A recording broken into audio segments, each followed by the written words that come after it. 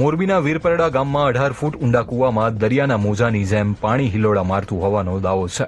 જેવી રીતે અત્યારે તમે જોઈ શકો છો કે આ પ્રાણજીવનભાઈના ખેતરની અંદર જે કૂવો આવેલો છે તે કૂવો હાલત ડોલક થાય છે। વાડીના માલિક પ્રાણજીવનભાઈ સાદરિયાના જણાવ્યા મુજબ 2 દિવસ પહેલા કૂવામાંથી પાણી છલકાઈને બહાર જતું, જ્યારે આજુબાજુના તમામ કૂવામાં પાણી એકદમ શાંત છે।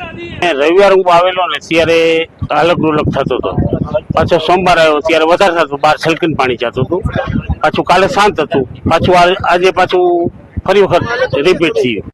ગામના યુવાન સુમરા જાહિદે કહ્યું કે કૂવાનું પાણી અચાનક હલવા લાગતા તેમણે વિડીયો બનાવીને મોકલ્યો, જેથી લોકોને ખાતરી થાય।